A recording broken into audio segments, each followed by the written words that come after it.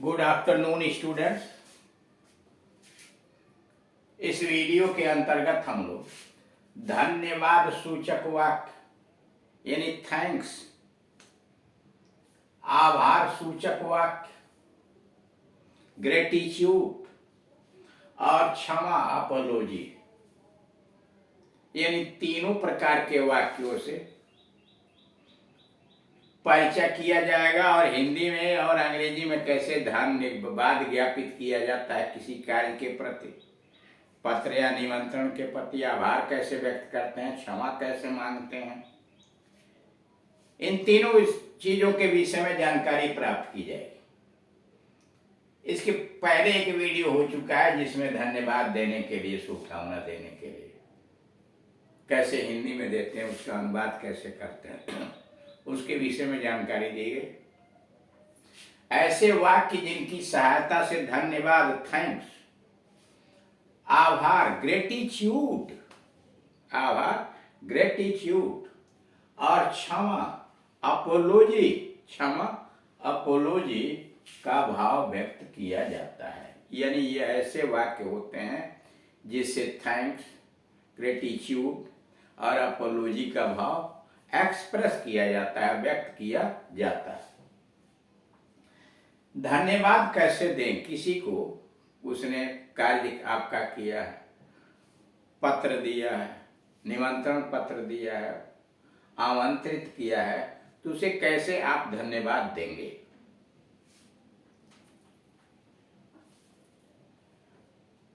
बधाई शुभकामना के लिए, बधाई शुभकामना के लिए, नया साल मुबारक हो, नया साल मुबारक हो, या नव वर्ष मंगलमय हो, नव वर्ष मुबारक हो। ये कई बात को हिंदी में कई तरीके से कहा जाता है।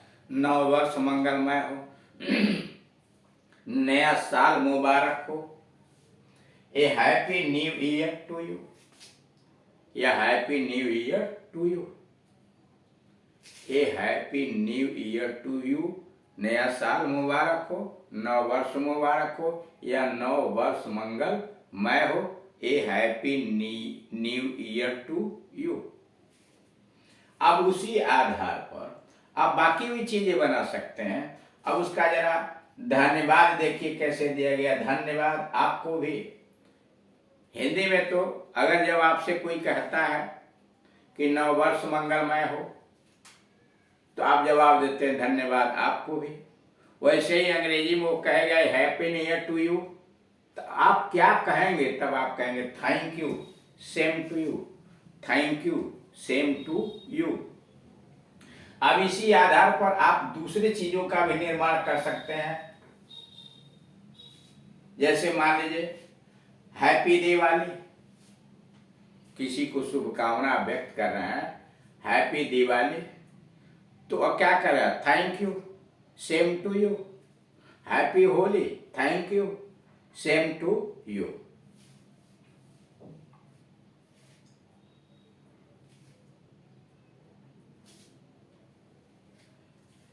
क्रिसमस के अवसर पर मेरी शुभकामनाएं, क्रिसमस के अवसर पर मेरी शुभकामनाएं,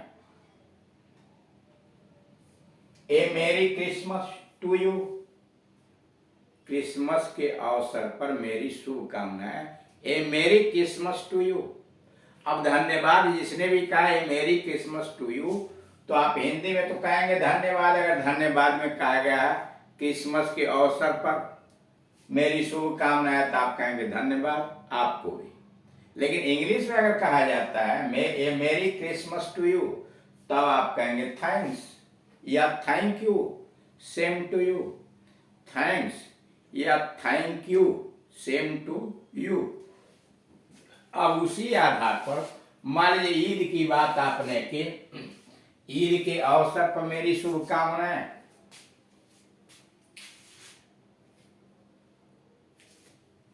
हैप्पी ईद, सीधे कह सकते हैं हैप्पी ईद, ईद मुबारक हो, हैप्पी ईद, या a happy Eid to you. अब उसके लिए थैंक यू, धन्यवाद देंगे तो थैंक यू, आभार व्यक्त करेंगे। सेम टू यू, आपको भी। दीपावली के अवसर पर मेरी शुभकामनाएं।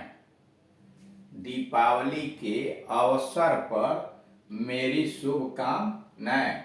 My heartiest Deepavali greetings. My heartiest Deepavali greetings. Deepavali के अवसर पर मेरी शुभकामनाएं। My heartiest Deepavali greetings. और जिसने भी आपको कहा दीपावली के अवसर पर मेरी शुभकामनाएं, तो आपने हिंदी में कहा धन्यवाद, आपको भी। लेकिन जब अंग्रेजी में बोलेगा कि माय हार्टिएस्ट दीपावली ग्रीटिंग, तो आप कहेंगे thank you, same to you. Thank you, same to you. अब मान लीजिए वही दूसरे अवसर पर कहा जाए, होली के अवसर पर मेरी शुभकामनाएं। होली के अवसर पर आपको मेरी शुभकामनाएं। तो my heartiest Deepavali Holi greetings. My heartiest Holi greeting. तो सामने वाले को आपको कहना पड़ेगा धन्यवाद, आपको भी।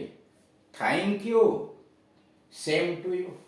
नोट, धन्यवाद का उत्तर इस प्रकार दिया जाता है, यानी धन्यवाद का उत्तर जो है, मान लीजिए यहां कहा गया माय हार्टिएस्ट दीपावली ग्रीटिंग्स, तो दूसरे व्यक्ति ने कहा thank you, same to you.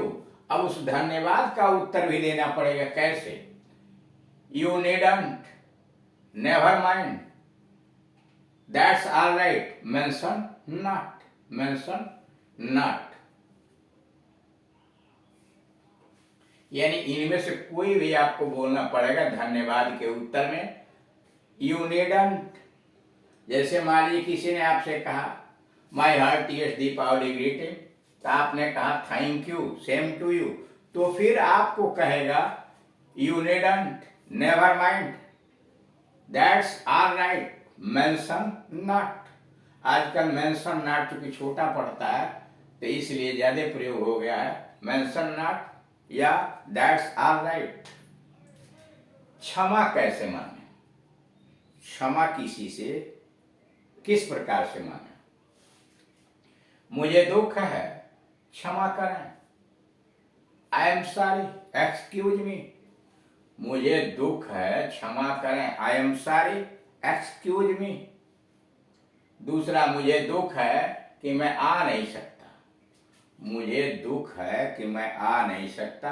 I am sorry, I can't come. मुझे दुख है कि मैं आ नहीं सकता। आई am sorry, I can't come. Number 3, मुझे दुख है कि मुझे समय नहीं है। मुझे खेद है या मुझे दुख है कि मेरे पास समय नहीं है या मुझे समय नहीं है। I am sorry, I have no time. I am sorry, I have no time. अथवा I am sorry, I am so busy. I am sorry, I am so busy. मुझे खेद है कि मुझे समय नहीं है या मेरे पास समय नहीं है। I am sorry, I have no time, या I am sorry, I am so busy. मुझे दुख है कि मैं आपकी मदद नहीं कर सकता। मुझे दुख है कि मैं आपकी मदद नहीं कर सकता। आई am sorry, I can't help you. I am sorry, I can't help you. मुझे दुख है कि मैं आपकी सहायता नहीं कर सकता। आई am sorry, I can't help you. 5वां, मुझे दुख है कि समय पर सूचना नहीं भेज सका। मुझे दुख है कि समय पर मैं सूचना नहीं भेज सका। I am sorry, I can't.